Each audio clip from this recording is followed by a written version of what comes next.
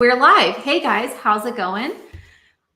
Good morning and welcome to another episode of Simple Business Stewardship. Today we're going to dive into the 5 financial numbers that you need to know in your business. And I'll be honest, there's more than 5, but we're going to talk about 5 really, really important ones. And I'm also going to share with you one that is easy to get overly focused on and can sort of be a distraction when not put in context of these other goals. So let's get into these 5 financial numbers. And really, remember the goal with knowing your financial numbers is so that you can connect them to what you want your financial reality to be in your company, right? How much money do you want to take home every month from your business? What do you want to be spending your time doing? Do you want to have a team? Do you want to grow to multiple locations? Do you want to scale a service that you offer? If you want to reach any of those goals, then you've got to make sure that the finances are lining up to support those, because you've got to have money to do these things, right? So by knowing what these financial numbers are and knowing how you can strategize to change those things, it's going to open up a whole new world of opportunity and possibility. But oftentimes, these numbers just get sort of buried in these financial reports that, oh, we just need those for taxes, or I just kind of check to see how much money I have in the bank at the time. So I want to make this really simple and really clear so that you can go look into what these numbers are for your company and say, okay, are we lining these up, or do they align? Am I on track to these goals? If I'm being really honest about my business finances, or are there things that I can change in order for the business finances to support my goals and to help me get there faster and easier and with a lot less stress, because that's always nice, right? Okay, so the first thing that you want to know is you want to know your gross profit margins. There's an example that I put in my guide. I'm trying to think what it's called. My instant profit boost guide. So let me know if you want that, because it's new. My instant profit boost guide, and I use the word profits as an acronym, or it's like almost like in a little acrostic poem, but it's not a poem. So there is a way to focus on your profits for every single letter. So let me know if you'd like that, and I will be happy to send it your way. Anyways, looking at your gross profit margin. So let's say that Pamela's Pie Shop makes apple pies, and they sell their apple pies for $15 a pie. But guess what? Their ingredients and the boxes that they put the pie in and the little sticker that goes on the box, that all costs $14. So their gross profit is only $1 a pie. That's like 6 2/3 percentage points in gross profit margin. So you don't have to be an accountant to know that this is a problem, right? Because Pamela is going to have to sell a lot of pies if she's going to make any money. There's too much work that goes into that earning $1 per pie for that to be a viable business. So this is why your gross profit margins are so important to know. Now, it's more important for product-based businesses. So if you're manufacturing, if you sell products, if you sell a finished product, or if you're a wholesaler or retailer, it doesn't matter. You've got to know what those gross profits are, because if that's where the problem is, then it's not going to matter if you sell more. Your revenue might be sky high and your gross profit margins might be terrible. And if they're terrible, then you're never going to actually end up making money, because you're spending all your money on materials and those expenses. So you got to know what your gross profit margins are. Now, if you are purely service-based, your gross profit margin and your net profit margin, which is the next number, your net profit, those are probably going to be very similar, if not exactly the same. So if you're purely service-based, you don't sell any products at all, you don't have big material costs, then you're not going to need to worry so much about your gross margins, okay? But that leads us to our next number, which is your net profit. And your net profit is simply revenue minus expenses. So what we do not want to count here is we don't want to count any distributions that you're taking from the business. We're not counting taxes. We're just counting the cost of doing business. So yes, your COGS, your cost of goods sold. That's what gives you your gross profit. But then after you subtract all the other expenses, that's what leaves you with your net profit. And this is something that we have to pay really close attention to because you're getting taxed on that net profit. One of the big mistakes that entrepreneurs make is to say, wow, I've got all of this money that I'm making. I guess I can just pay myself all of that money. And what they don't think about is they don't think about taxes. Ooh, yikes, ouch. They don't think about keeping some of that money in their business, keeping some retained earnings for a cushion, for an emergency fund, to even out cash flow, to pay down debt. So out of that net profit, we want to strategize what are the best uses for that net profit. We also want to know what our net profit margin is. So if 80% of your revenue is being taken up by expenses and you are a law firm, well, you are spending way too much money on office furniture, my friend. So you really want to know what are those net profit margins, because you're going to run into the same problem as Pamela. You're going to say, oh, I am doing so much in revenue. I did $1 million in revenue. Well, that's wonderful if your net profit is good, but if your net profit isn't enough to maintain the financial health of the business with retained earnings, if it is not enough to pay you the kind of income that you should be making, and if it's not enough to comfortably pay the taxes and not have that be a stress point in your business, then it doesn't really matter what your revenue is because your profit, it's all about what your profit is in proportion to your revenue. Like I would rather have a $500,000 company that has a 70% profit margin than a $1 million company that has a 40% profit margin. So really consider, and if I have $1 million company doing the same thing, then I'm just busier and I have more work and more stress and more people to pay. And I'm not really able to make as much money as if I had a smaller company with a better profit margin. So we always want to look at the profit margin. We want to look at the direction to say, all right, am I from this quarter to last quarter? If my revenue went up, but my profit went down, I don't want to go in that direction. I want to change that, right? I want to make sure that I'm continually becoming more profitable as my revenue increases and not less profitable. So know your gross profit and know your net profit. Know the percentages, what that margin is, as well as the actual amount. Okay. Now, there is another number that I want you to really consider, and that is how much cash do you have available in the bank? So what I like to do is I like to use the profit first method to organize my cash flow. This I compare to organizing my kitchen pantry. So if you saw my kitchen pantry about 6 months ago, it was a disaster. It had no organization to it at all. And I had pasta on every shelf. There were canned tomatoes just sort of randomly scattered throughout. I mean, there was no organization to it. So what I did was I bought some of those really cool wire baskets that are really trendy looking on Amazon. And they have like a little chalkboard label thing. They're real cute. I really like them. So I bought some of those and I bought some clear acrylic containers for some of the smaller things. And I got some stands to put like all my canned tomatoes and things on. And then I designated different shelves in that pantry for different types of food. So I know where my baking supplies is now, and I know where the pasta is now, and I know where the kids' snacks are now because they're all in one bin.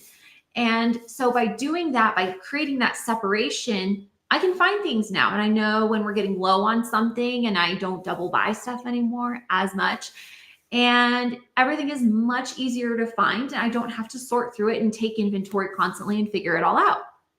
So it's the same thing when you create organization and separation in your business finances by having multiple bank accounts. So just a quick overview, if you are not familiar with Profit First, you have an account for your revenue, and then you have 4 other accounts, and those are for your taxes, your profit, your owner pay, and your business expenses. And a couple of times a month, you just want to go into your revenue account and divide out that money based on percentages that you have assigned to each one. So if you're taking 50% of the business revenue for your personal income, then you would want to put 50% in there, and you just divide it by percentages. So that's how that whole system works. And the reason that I share this is that knowing what your balances are in those accounts is a lot easier to manage and know where you stand financially than if you just have one bank account where all the money is, because this is what ends up happening. You have a really great month in revenue and the cash balance is high and you go, woohoo, this is great. We're making money. I feel awesome. And so then you start spending it. And then quarterly taxes are due and you're like, ooh, I don't have that much money anymore to pay my quarterly taxes. Oops, I'll just have to pay a little bit or I'm just going to skip it this month. And oh man, I really paid myself well last month, but this month I forgot that I had all these expenses and I forgot that I had to replenish my inventory. And so now I'm in a cash flow crunch. So while I want you to be aware of what your cash balance is in your checking account, in your business bank account, what's really important is to know how much of that money has already been dedicated to other obligations. That's super, super important, because just because the money is there in your bank account doesn't necessarily mean that it's available to spend. You may have already pre-committed that money. So by staying organized, you can know not only what the overall amount is, but what all of that money is for and what you actually have to spend in the business, as opposed to just sort of flying by the seat of your pants and week to week or month to month, sort of checking to see what you can afford to buy next. So know what that bank account balance is and know how much you have to actually spend on expenses so that you can protect those other key areas of your business's health. All right, so I think that's 3. We've gone through your gross profit, we've gone through your net profit, and we've talked about your bank account balance. Okay, now here's one that may be a little surprising to you, and that is your own personal goals. So we're talking about your income goal. I'm talking about your time goal. How many hours a week do you want to work? How many hours a month, or how many weeks out of the year do you want to work? Hopefully as an entrepreneur, you're enjoying your job. I know that I really love my work time. And at the same time, I choose to limit it because I've got a young family. And so I don't really want to have to work 40 hours a week. I want to be able to work 20 hours a week, and I want to be able to take a week off, after Christmas, and I want to be able to go on vacation with my family and go to all their events. So I want, flexibility in my schedule to do all the cool school stuff, with my kids, and really be accommodative to their schedule during the day. So think about your ideal schedule and what that looks like, not just the hours of the day, or not just how many hours a week do you want to work, but think about the flow of your day and of your week and of your year and the rhythm of your life, and how much flexibility you really want to have. So set that goal for your time and work your priorities around that. So if you have this much time in the day or this much time in the week to get all of the things that you're prioritizing done, then that's going to help you be really intentional about what those things are, so that you're not just filling up time, but you're really prioritizing it with the most impactful, valuable activities that you can't afford not to do. And when you start thinking about your time like that, your time actually becomes a lot more profitable. So that's the 4th number. And then the 5th number, which I already kind of mentioned because I said it at the same time, is your personal income goal. And we're all going to be at a different place in this. So I'm not talking about your goal for how much money you would ultimately love to be making, 10 years from now. What I'm talking about is each year sitting down and saying, okay, this is how much money I was able to take home from my business this last year. This is what I would like to be able to take home this year. And with inflation, we would all like to experience a wage increase, right? Everyone wants to have a raise. So if you're going to set that goal as this is the next level of income that I would like to achieve, and whether that is paying yourself for the first time ever, whether that is being able to pay yourself enough so that you can quit your full-time day job because your business is part-time right now, or whether that is simply giving yourself a raise because it's been a while and you're doing really well, but you're working hard and you know that given the company's overall revenue that really this raise is overdue, right? So what are those income goals that you want to set for this next year? And set that income goal. And then around that income goal, using the numbers that we've talked about, what needs to change? What needs to change in your business? Do you need to make improvements to your gross profit margin, to your net profit margin? Are those margins already really awesome for your industry? If there's really nothing you can do to improve the margins, then what is that next step you need to take for scalability so that you are able to take less time being the operator of your business, but instead you have maybe a small team who's able to take care of a lot of the daily operations? Well, do you know what that's going to require? That's going to require profit. That's going to require a lot of cash reserves so that you can invest that money into that next level of business growth.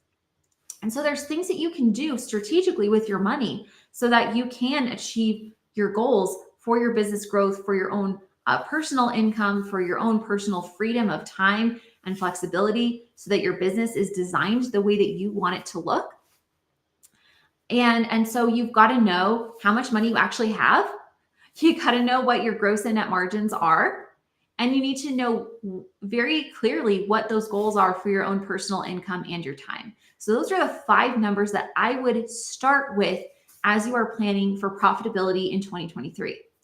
Now, there is one goal that most entrepreneurs start with, and I teach about this in my class, in my online course, Profit Launch Lab, and that is a revenue goal. Now, it's not that I don't want you to have a revenue goal, but I've been teaching this for years, you guys, that your revenue goal has to be put in context. It's not just this pie in the sky number of, well, my business is making $100,000 now, and I would love to be making $200,000, or I want to take it from $150,000 to $600,000. I want to reach that, $1 million mark, within the next couple of years.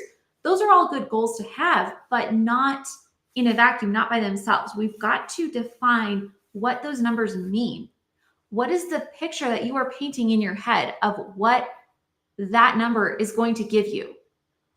Because I can tell you that you can have a business that doubles in revenue, but if your profit isn't also doubling, if your cash position in your business isn't also improving, then you're going to actually be moving in the wrong direction.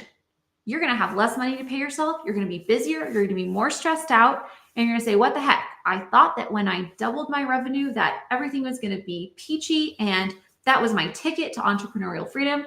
And that is just not how it works. So yes, I want you to have a revenue goal, but it has to be in context of your personal goals and your profit strategy. So let me know if you have any questions about that.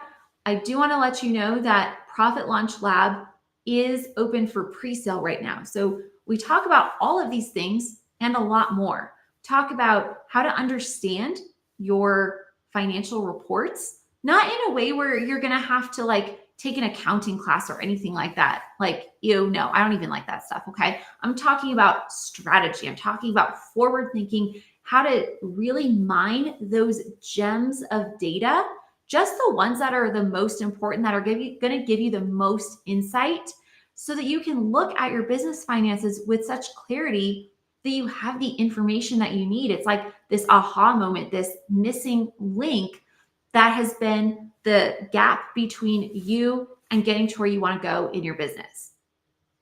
So we talk about that profit loss. We talk about managing your cash flow. We talk about how to set goals and then how to work to get there, because no one can just flip a switch on their business and say, well, today I'm doing this in my company and tomorrow I want my financial picture to look like this. And so I'm just going to flip that switch and make it happen. No, there's going to be a process. I'm going to teach you the principles and the strategies that you can implement and apply specifically to your business and your goals so that you can make those changes to get there.